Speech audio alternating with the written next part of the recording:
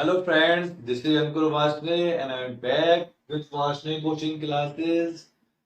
Guys, आपको याद होगा मैंने अपने लास्ट लेक्चर में ना 9th क्लास की मैं यूक्लिड ज्योमेट्री स्टार्ट की थी। उसके मैंने बेसिक नोट्स लिखवाए थे, लेकिन अनफॉर्चुनेटली और लकीली मुझे नहीं पता कि आप लोग डिसाइड करेंगे कि वो चैप्टर जो है एक्सक्लूड हुआ है आपके सेशन 2020-2021 से।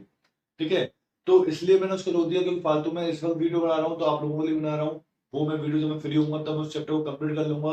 तो उस चैप्टर को मैंने एक्सक्लूड करके मैं चैप्टर नंबर 6 जैक्टिस लाइन्स एंड एंगल्स स्टार्ट करने जा रहा हूँ। देखिए चैप्टर 6 भी लिख देता हूँ, चलिए चैप्टर 6। ठीक है, लाइन्स एंड एंगल्स। तो ये हमारा लेक्चर 1 हुआ। आपको पता है कुछ भी नया बताने की नहीं, आप मुझसे जुड़े हुए हैं काफी दिनों से, की नोट्स लिखवा रहे हैं, भी चैप्टर स्टार्ट कर रहे हैं। और की नोट्स मतलब मेरे लिए क्या होता है, चैप्टर से रिलेटेड हर एक वर्ड है ना, चैप्टर में जो आता है वो हर एक वर्ड इंक्लूड करना जरूरी होता है। मेरे लिए तो होता है कि ताकि आप लोगों को अच्छे से समझ में आए कि लाइन्स एंड एंगल चैप्टर में हम क्या पढ़ेंगे, क्या बेसिक कॉन्सेप्ट है, तो वो आपको आना चाहिए। मैं वही स्टार्ट करूंगा। ठीक है, आप लोगों को कुछ जल्दी दिलाऊंगा मैं कि आपको मेरी वीडियो लाइक एंड सब्सक्राइब करनी है, क्योंकि आप लोग कर रहे हैं। और नहीं कर रहे हैं तो मैं मानूंगा आपको मेरी वीडियो पसंद नहीं आ रही है। और पसंद आ रही है तो एक बार करना, 2 बार मत करना। ठीक है, हाँ चलिए देखिए मैं स्टार्ट करता हूँ अपने की नोट्स। पहला लिखा है मैंने पॉइंट, क्यों? क्योंकि पॉइंट से तो सब कुछ शुरू होता है। इसलिए पहली डेफिनेशन मैंने जो ऐड करी है मेरी यहाँ पे बनी है, पॉइंट वो क्या होती है। अब पॉइंट है नो डायमेंशन, पता है आपको कि मैंने पॉइंट लगा दिया, ये लगा हुआ पॉइंट। अब इसकी क्या डायमेंशन? कोई डायमेंशन ना, लेंथ है ना ब्रेथ है ना हाइट है। तो है it means a point has no dimension and it is represented by a fine dot on a piece of paper, by a pencil, by a pen. वो मैंने ऐड करना जरूरी समझा, वो आप समझदार हो कि किसी से किसी बनाई जाएगी। ठीक है, एक फाइन डॉट होती है। ठीक है, जो हम किसी, ऐसा नहीं है कि आप सोचो देखो सर अब ये बेटा फाइन डॉट नहीं हुई। ठीक है, तो आप क्लियर कर दूं, फाइन डॉट क्या है? जैसे टच, जैसे touch is known as a fine dot. ठीक है, चलिए ये क्लियर हुआ वो पॉइंट आपको। अब क्योंकि लाइंस एंड एंगल्स था तो लाइंस बताना बहुत जरूरी है, हर तरह की लाइन बताना जरूरी है। तो देखो लाइंस लिखा है मैंने क्या, a line is completely known if we are given any two distinct point, यानी कि अगर कोई भी दो डिस्टिंक्ट पॉइंट रखे हैं, ठीक है, तो उससे क्या कहते हैं हम, लाइन। लेकिन लाइन की खासियत होती है, line A B, A B की लाइन। ठीक है, यानी कि अगर मैं इसका पहला फॉर्म बनाऊं तो उसको मैं ऐसे बना सकता हूं, ए बी। ठीक है, अब इसके बाद बनाऊंगा तो क्या करा, मैं क्या दिखाया है, ये लाइन दिखाई आगे वाली line, A B represented by A B. इसको हम ऐसे ले सकते हैं ऊपर एरो लगा के। ठीक है, a line extend इंडेफिनिटली in both the direction, यानी क्या हुआ कि मैं दोनों साइड एक्सटेंड कर सकता हूँ इंडेफिनिटली, यानी कि विदाउट एनी लेंथ, कितनी भी जितनी इच्छा उतनी कह सकता हूँ मैं इसको एक्सटेंड कर सकता हूँ। कब? अगर वो लाइन है तो। यानी क्या मतलब हुआ इसका, जो मैं नेक्स्ट में क्लियर करा आपको, लाइन सेगमेंट। अगर लाइन सेगमेंट वर्ड यूज करा है उसने, a part of line with two end point, सिर्फ दो करेक्ट एंड पॉइंट हो, जैसे क्या मैं इसको सिंबल से लिखूं तो लिखूंगा ए बी, बस। ठीक है, एरो नहीं लगाऊंगा क्योंकि इसका फिनिट लेंथ होती है, इसकी इंडेफिनिट लेंथ होती है, यानी कि हम लेंथ नाप नहीं सकते, but it has finite length, यानी कि नाप सकने लायक लाइन होती है। आप जो कंस्ट्रक्शन चैप्टर करते हैं उसमें देखा होता है ना, draw a line segment A B of measure 6 centimetre. वो लाइन सेगमेंट इसलिए बट होता है क्योंकि वो फिनिट लेंथ है। अब उसने लिख दिया draw a line of A B, ठीक है, तो फिर उसके मेजर नहीं होता, फिर तो उसको हम एक्सटेंड कर सकते हैं दोनों डायरेक्शन में। तो हम क्या लिखते हैं इसलिए लाइन सेगमेंट। तो लाइन सेगमेंट क्या होती है, दो एंड पॉइंट होते हैं, इसकी लेंथ डेफिनेट होती है। ठीक है, एक और तरह की होता है इसमें रे। रे क्या लिखा है मैंने, a part of line with one and point, यानी कि एक जगह तो एंड पॉइंट होता है, एक जगह एंड पॉइंट नहीं होता, तो hence we can extend it in one direction only. और वन डायरेक्शन में करते हैं तब भी इसको हम नाप नहीं सकते, क्योंकि एक साइड हम कितना भी इसको एक्सटेंड कर सकते हैं। Hence it also has a indefinite length. ठीक है, ये तीनों क्लियर होंगे, लाइन, लाइन सेगमेंट, रे। बेटा आप लोग 9th में आ गए, ये मान लो सिर्फ मैं समझा रहा हूँ आपको, ये चीज है, ये चीज आपको पढ़ने के लिए मिलेगी, ये 6 7 तो पढ़ाई जाती है। आप 9th में आ रहे हो इसलिए कह रहा हूँ थोड़ा ढंग से लिख लीजिए, लास्ट मौका मिल रहा है आपको। ठीक है, और वीडियो को विदाउट स्किपिंग देखना। ठीक है, पूरा वीडियो देखना। कॉलिनियर पॉइंट, कॉलिनियर पॉइंट आप वर्ड सुनते रहते हैं बार बार, कॉलिनियर क्या होता है, कॉलिनियर नॉन कॉलिनियर। तो कॉलिनियर लिख दिया, नॉन कॉलिनियर से क्लियर हो जाएगा। क्या लिखा है, इफ 3 और more points lie on the same line, 3 या 3 से ज्यादा पॉइंट अगर सेम लाइन पे आते हैं तो उनको क्या कहते हैं हम, कॉलिनियर। और अगर सेम लाइन पे नहीं आते, फॉर एग्जांपल लाइक दिस, ये तीनों ही लाइन पे आ नहीं सकते, they are known as non collinear. अगर पॉइंट लाइन पे आते हैं एक ही लाइन पे तो they are known as collinear, I repeat, और नहीं आते हैं then they are known as non collinear. अब मैंने इसमें ऐड कर रहे हैं टाइप्स ऑफ एंगल्स, ठीक है। एंगल्स की तरह लिखें क्या, आपको पता है, आप पढ़ चुके हो, थोड़ा एक बार मेरे डेमो देना है, डेमो क्या कहूँ मैं इसको, थोड़ा एक रिविजन करवाना ज्यादा जरूरी है। एक्यूट एंगल क्या होता है, मैं इसे शॉर्ट में लिखे बहुत। An acute angle measures between 0 और 90, यानी कि 0 से ग्रेटर हो, 90 छोटा, उसको मैं चाहूँ तो ऐसे लिख सकता हूँ, 0, ये होता है theta, theta is the angle, ठीक है, एंगल को रिप्रेजेंट करते हैं, और 90 से छोटा, ठीक है, 0 से बड़ा होना चाहिए, 90 से छोटा होना चाहिए। मैंने इसी फॉर्म में आगे लिख के दिखाया है। रेक्टेंगल क्या होता है, एग्जैक्टली मेजर 90 डिग्री, यानी कि अगर एक एंगल 90 डिग्री दे रखा है तो वो राइट एंगल है, चाहे ज्यादा हो चाहे कम हो तो वो नहीं हो, ठीक है। ऑप्टिक्स एंगल क्या होते हैं, एक एंगल जो 90 से ज्यादा हो, क्या 90 से ग्रेटर हो, और 180 से लेस हो, इनके बीच में आता है, तो it is known as obtuse angle. Straight angle देखिए क्या, exactly measurement of 180 degree is known as straight angle, यानी कि करेक्ट मेजर होना चाहिए 180 डिग्री का, ठीक है। रिफ्लेक्स एंगल क्या होता है, 180 से ज्यादा हो, 360 से कम, यानी कि इनके बीच के एंगल जो होता है, मेनली ऐसा बना होता है कि आपने वो लोग का रिफ्लेक्स है ऐसा, ये जो होता है जिसे नोन एज रिफ्लेक्स एंगल, बाहर वाला, ठीक है। तो अंदर का छोटा है एंगल ये वाला, तो बाहर का ग्रेटर होगा, hence this is known as reflex angle. और कंप्यूट एंगल क्या होता है, मेजर एग्जैक्टली 360 डिग्री, यानी कि 360 डिग्री का एग्जैक्ट मेजर जो होता है, this is known as complete angle, ठीक है। इसके आगे कुछ एंगल है, वो देखते हैं, चलिए हम आगे देखिए। देखिए क्या, अब मैं लिखा है कॉम्प्लीमेंट्री एंगल से क्या होते हैं, two angle whose sum is 90 degree, तो मैं जगह छोटी सी समझाने के लिए, जैसे मान लीजिए ये एंगल है 90 डिग्री, ठीक है, इसमें एक पार्टीशन लगा दूं, मान लीजिए ये होगा 30 का, ये होगा 50 का, एंड दीज दोनों angles are complementary, hence 30 and 50 degree are complementary, यानी कि कोई भी दो एंगल जिनको सिंपली एलजेब्रिकली ऐड करके अगर सम 90 डिग्री आता है तो वो क्या है, कॉम्प्लीमेंट्री। और अगर नहीं आता, 90 का मतलब 90 ही है, 89 में नहीं आना चाहिए, 91 में नहीं आना चाहिए, एग्जैक्टली कितना चाहिए, 90 ही आना चाहिए, तो क्या कहलाते हैं ये, कॉम्प्लीमेंट्री एंगल्स, ठीक है। ऐसे ही क्या होता है, सप्लीमेंट्री एंगल्स क्या, सम होना चाहिए 180 डिग्री, यानी कि अगर मैं ऐसा कर दूं, ये मान लीजिए है आपका 60, मान लो ये 60 है, ये कितना हो जाएगा 120, और दोनों प्लस से कितना आ रहा है 180, ठीक है, तो लिखता हूँ 120 60, ठीक है। कोई भी दो एंगल अगर प्लस करके उनका सम 180 डिग्री आ जाता है then they are complementary, otherwise they are not complementary, नहीं सप्लीमेंट्री, ठीक है। क्या अगर प्लस करके 180 आता है तो सप्लीमेंट्री, और प्लस करके 90 आता है तो दे आर कॉम्प्लीमेंट्री। ये थोड़ा बेसिक नॉलेज है, आपको आनी भी चाहिए, ठीक है। अब आते हैं एडजेसेंट एंगल को, इसको ना डिफाइन करना में दिक्कत हो जाती है बच्चों के लिए कि इसे कैसे बताया, पास पास वाले कहते हैं, पड़ोसी भी कहते हैं इनको हम, ठीक है, पड़ोसी एंगल्स क्या कहते हैं, देखिए समझिए। अब ये वाला एंगल, एंगल 1 और एंगल 2 क्या है, एडजेसेंट एंगल क्यों है, कैसे डिफाइन करूंगा इनको दो, फिर साफ तो देखो, बहुत अच्छी में लिखा है कि आपको समझ में आ जाए, if two angles have a common vertex, देखो ये वर्टेक्स कैसा है इनका, कॉमन, अब कॉमन आर्म, ये लाइन कैसी है, कॉमन आर्म जारी, बीच वाली कैसी है, कॉमन आर्म, एंगल 1 में भी आ रही है, एंगल 2 में भी आ रही है, and a non common arm, और एक जो दोनों कैसी non common arm on different side of the common arm, क्योंकि कॉमन आर्म की डिफरेंस एक साइड होगी एक साइड होगी, ठीक है, इनको कहते हैं हम एडजेसेंट एंगल। तो एंगल 1 और एंगल 2 कैसे हुए, एडजेसेंट, फिर वो परफेक्ट एग्जांपल हो गया था। अब आते हैं लीनियर पेयर पर, यही लीनियर पेयर का एग्जांपल है, ठीक है। Two angles form a linear pair if their non common arms form a line, ठीक है।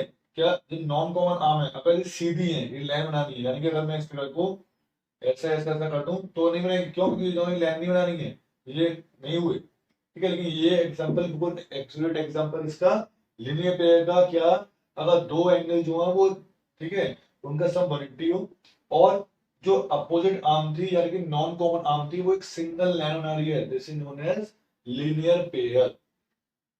वर्टिकल पुट एंगल बहुत सिंपल आप जानते हो, दो लाइन अगर ये इंटरसेक्ट कर जाती है एक जगह, तो this angle are known as vertical opposite angle, angle 1 equal to angle 2 और एंगल 3 इक्वल टू एंगल 4, ठीक है। ये क्या है इसके वर्टिकल पुट एंगल, ठीक है। अब मैं आपको एक बार वो क्लियर कर देता हूँ, जो एंगल होते हैं ना, करस्पॉन्डिंग एंगल और वर्टिकल एंगल को क्लियर कर देंगे, कोई दिक्कत नहीं है। ऑल्टरनेट एंगल ये थोड़ा जरूरी है, इनको देखते हैं चलिए आगे। देखिए ये देखते हैं, ये क्वेश्चन वो है, ये क्वेश्चन जा रहा हूँ जो आपको है ना क्वेश्चन सोल्व करने में काफी हेल्पफुल होंगे। ठीक है, देखिए आप लोग वैसे कर चुके हो, लेकिन मुझे पता है कि आप लोग भूल जाते हैं इन चीजों को, तो दोबारा एक बार दोबारा क्लियर कर लेते हैं इन चीजों को कैसे समझते हैं। देखिए कॉरस्पॉन्डिंग एंगल कौन से होते हैं, जैसे कि वन एंगल जो होगा 5 के करस्पॉन्डिंग होंगे, यानी कि एक एंगल को, एक ही साइड के एक एंगल को छोड़ छोड़ के जो एंगल होंगे, जैसे कि वन वो को छोड़ के 5 के इक्वल होगा, वन एंगल जो है उसके इक्वल होगा 5 के, 4 5 को छोड़ के 8 के इक्वल होगा, 2 3 को छोड़ के 6 के इक्वल होगा, 3 6 को छोड़ के 7 के इक्वल होगा। सिमिलरली अब देखो मैंने कॉमन लिख दिए, मैंने लिख दिया 1 5 के इक्वल है, 4 8 के इक्वल है, 2 6 के इक्वल है, 3 7 के इक्वल है। These are known as corresponding angles. ठीक है, ये क्लियर है। अब देखते हैं ऑल्टरनेट एंट्री एंगल्स। सबसे ज्यादा बच्चों को कंफ्यूजन रहता है। देखो ऑल्टरनेट माने क्या होता है, ऑल्टरनेट माने ऑल्टरनेट क्लास चलती है, ठीक है, ऑल्टरनेट पीरियड लगते हैं, यानी कि एक छोड़कर एक, एक दिन छोड़कर एक पीरियड छोड़कर एक, कुछ भी हो सकता है। ठीक है, तो इसमें क्या ऑल्टरनेट क्या हुआ, एक इस साइड तो दूसरा इस साइड, 4 जो है 6 के और 3 जो है 5 के, क्यों, क्योंकि एंट्री लिखा हुआ है।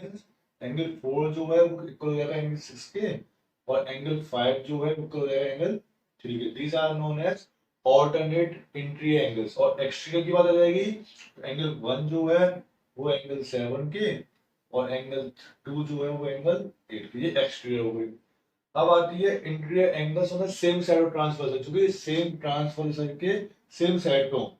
मुझे पता है कि एंगल 4 प्लस एंगल 5 कितना होगा 180 degree, and angle 3 plus angle 6 जो है कितना होगा 180 डिग्री। क्यों, क्योंकि ये क्या है, angles on the same side of transversal, या तो दोनों साइड है या दोनों साइड।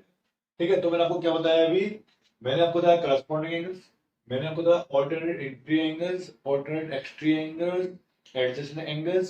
इसके अलावा जो होते हैं वो होते हैं वर्टिकल पुट एंगल, वो बता चुका पहले कि आपको, तो मुझे नहीं लगता कुछ जरूरत है बताने की। गाइस ये है कॉन्सेप्ट भी लिख लेना, ये आपको काफी काम में आएगा। अब मैं लेके आता हूँ आप लोगों के लिए प्रूफ। ठीक है, एक तो प्रूफ है आपका the sum of the triangles, ठीक है, the sum of the angles of the triangle is 180 degree, यानी कि एक ट्रायंगल सभी एंगल का सम कितना होता है 180 डिग्री। और जो इसके अलावा प्रूफ में करवाऊंगा आज, वो क्या करवाऊंगा आपको, एक्सटीरियर थ्योरम। ठीक है, कि जो बाहर का जो एंगल होता है वो इक्वल होता है अपोजिट टू एंगल्स के सम के। ठीक है, चलिए उसको देखते हैं, स्टार्ट करते हैं। देखिए प्रूफ, देखिए क्या क्वेश्चन किया आज मैंने आपसे, the sum of all angles of a triangle 180, ये हम सबको पता है, हम लोग यूज करते हुए हैं इसको, लेकिन इसका प्रूफ नहीं पता आप लोगों को। बेटा इसका प्रूफ भी इंपॉर्टेंट है। देखिए कैसे होता है, मुझे पता है कि मुझे एक ट्रायंगल दे रखा है, मान लीजिए मैं इसका नेम कर लेता हूँ A B C, let it be angle 1, let it be angle 2 and it be angle 3। ठीक है, क्या लिखते हैं, देखिए मैं प्रूफ बताता हूँ कैसे लिखते हैं। तो लिखेंगे given triangle A B C is a triangle. ठीक है, ये हमें गिवन है कि ट्रायंगल एबीसी ट्रायंगल गिवन है हमें। ठीक है, नाम लिखें तो कोई खाली दिक्कत नहीं है इसमें, तो पता है कि ट्रायंगल तो ट्रायंगल ही है। ठीक है, अब देखते हैं आगे क्या करेंगे हम इसमें, करेंगे कंस्ट्रक्शन। ठीक है, क्या,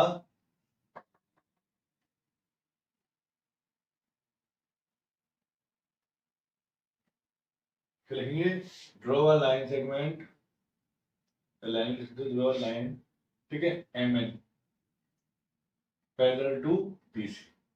ठीक है, ये लाइन सेगमेंट या लाइन खींचेंगे, ठीक है, कोई एक्सटेंड में तो कोई दिक्कत नहीं आएगी, जो कि बीसी के पैरेलल होगा।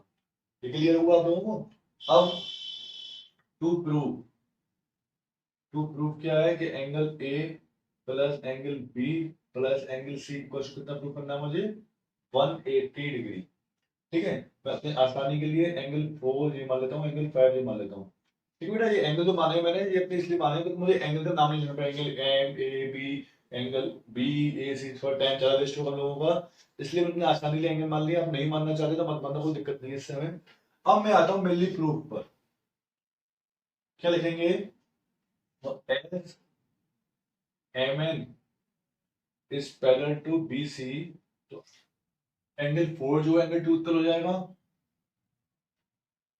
और एंगल 5 जो है वो एंगल 3 इक्वल हो जाएगा। देखिए क्या हुआ है, ये एंगल इसके इक्वल, ये एंगल इसके इक्वल, क्यों क्यों मैंने आपको बताया था, क्यों बताया था, because of alternate interior angles. ठीक है, ऑल्टरनेट एंगल है ये, क्यों लिखा मैंने, as we know angle 4 plus angle 1 plus angle 5 कितना हुआ, 180 डिग्री। क्यों, स्ट्रेट एंगल,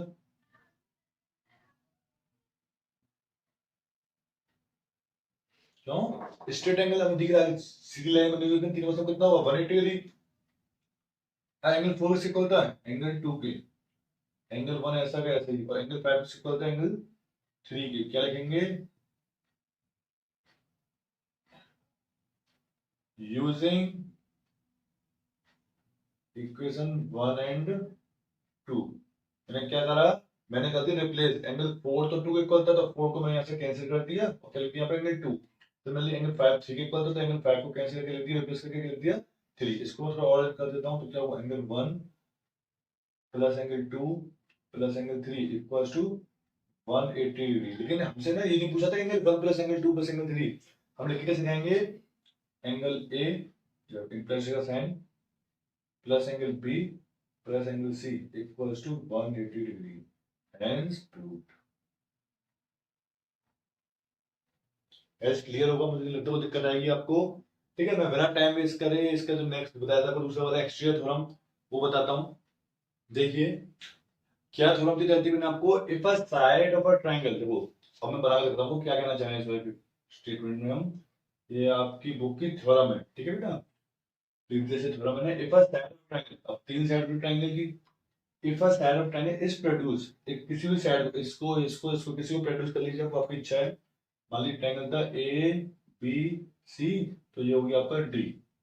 ठीक है, is produce, then the extreme angle, अब एक्सट्रीम क्या होता है, ठीक है, जो ये फॉर्म हुआ, एक्सट्रीम साइड के साथ जो एक्सट्रीम एंगल प्रोड्यूस होगा, so form is equal to the sum of its two interior angle, तो ये जो इक्वल होगा, इक्वल होगा इन दोनों एंगल के सम के इक्वल होगा। ठीक है, ये आपको प्रूफ करना है। अब फिर भाई प्रूफ में क्या क्या लिखेंगे, हम पहले लिखेंगे, देखो क्या, सबसे पहले जो इंपॉर्टेंट हुआ कंस्ट्रक्शन, क्या, एक्सपेंड BC टू D। ठीक है, टू प्रूफ क्या मेरे पास, प्रूफ लिख लेते हैं, चलो टू प्रूफ क्या हमारे पास, और प्रूफ करना है, मान लो ये एंगल 1 है, ये एंगल 2 है, ये एंगल 3 है, ये एंगल 4 है। ठीक है, तो प्रूफ करना है कि एंगल 1 जो है वो इक्वल होगा एंगल 2 प्लस एंगल 3। क्यों, देखो क्या कहा था मैंने कि exterior angles of form, exterior angles of form will be equal to the sum of two opposite interior angles. Opposite क्या है, बट अपोजिट क्यों कहा, क्योंकि ये नहीं होगा, इन दोनों के सम इक्वल होगा। ठीक है, तो ये लिख दिया मैं टू प्रूफ। अब मैं आता हूं प्रूफ पर, कैसे लिखेंगे, हम लिखेंगे कि angle 1 plus angle 4 equal to 180 degree. क्या आप बता सकते हैं क्यों, सोचो, देखिए क्यों, because of linear pair.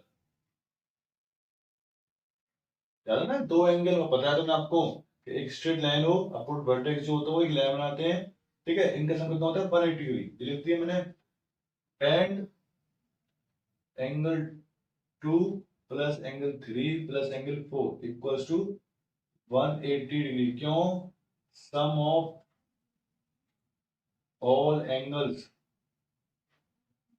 Of a triangle. पता है ना, ये प्रूफ लगाया था मैंने आपको इसी से पहले कि सभी एंगल जो होते हैं ट्रायंगल के, सभी एंगल जो होते हैं, सम कितना होता है 180 डिग्री। ठीक है, तो हम उसको यहाँ पे यूज कर सकते हैं, ये लिख दिया। ये मान लीजिए इक्वेशन फर्स्ट, ये मान लीजिए इक्वेशन सेकंड, तो from equation first and second, अब देखो ये भी 180 इक्वल है, ये 180 इक्वल, इनको कहते हैं equalise. Angle 1 plus angle 4 equal to angle 2 plus angle 3 plus angle 4। अब एंगल 4 तो एंगल 4 इक्वल गया, तो it will be cancel out. कितना बचा मेरे पास, angle 1 equal to angle 2 plus angle 3, और ये मुझे क्या करना था प्रूफ, तो दिस इज योर। कैसे क्लियर है ये आपको, ठीक है, अब मैं ना आपको 2-3 क्वेश्चन वो करवाता हूँ जो आपको सॉल्व करने वाले होते हैं, क्योंकि एक्सरसाइज स्टार्ट करने से पहले थोड़ा हमारा बेसिक फंडा थोड़ा क्लियर हो जाता है ना, तो ज्यादा अच्छी एक्सरसाइज में आती है, मैं पर्सनली मानता हूँ। तो ज्यादा भी वीडियो नहीं खींचो, चिंता करिए, लेकिन बस 2-3 क्वेश्चन करवा दूंगा छोटे छोटे से, जिससे कि आपका थोड़ा दिमाग जो है वो तैयार हो जाए एक्सरसाइज करने के लिए। देखिए, ये कुछ क्वेश्चन लिखे मैंने तो शॉर्ट में लिख दिए, ना डिटेल में नहीं गया हूं मैं, सिर्फ समझा दूंगा आपको करना क्या है और क्या दे रखा होगा। ठीक है, मैंने कुछ मेन मेन चीजें, ठीक है, जो जरूरी है लिखना वो लिखा है उसमें खाली। देखिए, पहले से लिखते हैं, आपको 2 लाइन दे रखी है पैरेलल। ठीक है, मैंने लिखा नहीं पैरेलल, ध्यान दो, पैरेलल दे रखी है हमने। ठीक है, ये एंगल लिखा 55, ये लिखा 38, and we have to find angle this one, ये एक्स मान लो, कोई कुछ मान लो, ठीक है, ये एंगल एक्स फाइंड करना है। तो देखो, अगर हम न्यूट्रली देखते हैं ना तो समझ नहीं आता स्टार्टिंग में ये ना कैसे क्वेश्चन आ गया, लेकिन ये वही क्वेश्चन है जो हम सीख चुके हैं, मैंने आपको कीनोट से समझाया है, उसी से बना हुआ। तो कैसे देखेंगे, we draw a line M, मान लो एल या एन जैसे, तो we draw a line L parallel to M. ठीक है, अब ये पैरेलल खींची तो ये तो इसके पैरेलल भी होगी, दोनों ये दोनों आपस में पहले से इक्वल है, पैरेलल है, तो तीनों पैरेलल हो गई। तो ये 55, तो ये इतना एंगल कितना हो जाएगा 55, क्यों मैं लिख दे रहा हूँ, क्यों, मान लो एंगल 1 था, ये एंगल 2, ये एंगल 3, ये एंगल 4। ठीक है, शॉर्ट में समझा रहा हूँ, तुम लोग के लिए नहीं लिख रहा मैं। तो एंगल 1 जो एंगल 2 के इक्वल होगा, क्यों, ऑल्टरनेट एंगल, तो ये कितना हो 55 हो गया, कितना हो गए 55 हो गए। सिमिलरली एंगल 3 जो है वो इक्वल होगा एंगल 4 के। ठीक है, तो क्या वो ये भी same reason, alternate entry angles, तो ये भी कितना क्या हो गया 38, तो ये भी कितना हो गया 38। तो एंगल, ये जो एक्स एंगल था ये किससे इक्वल था, ये एंगल इक्वल 2 प्लस एंगल 3 के इक्वल होगा। एंगल 2 कितने तरह निकाला आपने 55 डिग्री, और एंगल 3 कितना निकाला आपने 38 डिग्री, इनको कर लीजिए प्लस, 8 और 5 13, 5 और 4 9, this will be your answer. ठीक है, क्या करा मैंने सिंपली दोनों कर दिया प्लस। ठीक है, दोनों प्लस करा, 5 8 13, 5 1 3 और 1 9। ठीक है, ये एंगल आ गया इसका। ये कुछ आपके लिए होमवर्क है, प्रोसियल थीम में रहेगा, लाइन खींची के बीच में, अब आ गया समझदार है, मैं गलत इससे हिंट नहीं बताऊंगा। ठीक है, ये कुछ आपके लिए होमवर्क होगी, तरह से कि आप लोग खुद घर पे करिए, नहीं आएगा तो मुझसे कमेंट बॉक्स में पूछिए।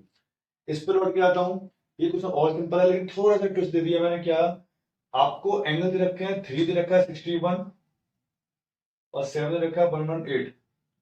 अब आपसे पूछ रहा है कि क्या ये लाइन जो है एम और एन पैरेलल है, तो कैसे बताते हैं, अगर alternate angle corresponding angle equal होते हैं तो लाइंस पैरेलल होती हैं, और अगर इक्वल नहीं होते तो लाइंस भी पैरेलल नहीं होती। तो वही चेक करेंगे इसमें, हम क्या करेंगे कि क्या इनका सम आ रहा है, इक्वल आ रहा है, तो आप सोचिए, प्रैक्टिस सोचिए।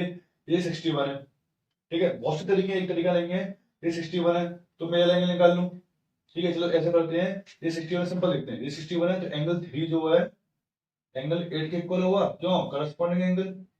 ठीक है, लेकिन मैं करस्पॉन्डिंग नहीं लगा सकता, क्यों नहीं लगा सकता, क्योंकि मुझे तो लाइन पहले देखनी है कि है या नहीं, भाई मुझे देख नहीं रखा, तो मैं करूंगा इस केस में। सोचिए, अगर 118 है, सबसे सिंपल बता रहा हूं आपको मैं, ये 118 है तो ये कितना होगा 118, क्योंकि लाइंस, क्योंकि वर्टिकल या हिपोटेनस के लिए मुझे लाइंस पैरेलल होना जरूरी नहीं है, बताई थी मैंने आपको। when two line intersect each other at a point then we have vertical hypotenuse, तो वर्टिकल hypotenuse हमारे पास होंगे। अब मैं एंगल 3, इसको भूल जाइए, एंगल 3 प्लस एंगल 5 को प्लस करके देता हूं, तो 3 कितना है एंगल 61, और 5 कितना है 118, तो 8 और 1 9, 6 और 1 7 और 1, तो नॉट इक्वल्स टू 180 डिग्री। पता ना क्यों, क्यों, as if line m parallel to n, then angle 3 plus angle 5 should be equal to 180। क्यों, क्यों, एंगल होता है same side of transversal, same side. ठीक है, क्योंकि सेम साइड होते, लेकिन ये तो 180 नहीं आ रहा, hence we can say L is not parallel to M। ठीक है, ये कुछ क्वेश्चन थे जो मुझे लगा कि आपको थोड़ा हिंट दे दूं। ठीक है, नेक्स्ट वीडियो में आपके है ना इसकी 6.1 लेके आऊंगा, मैं लिख दिया इसलिए एक्स्ट्रा क्वेश्चंस। ठीक है गाइस, उम्मीद करता हूं आपको वीडियो पसंद आई होगी, और अगर वीडियो पसंद आती है तो अपना प्यार दिखाना ना भूलें, यानी कि लाइक एंड सब्सक्राइब जरूर करें मेरी वीडियो को। ठीक है, चलिए मैं कहते के लिए गुड बाय, थैंक यू।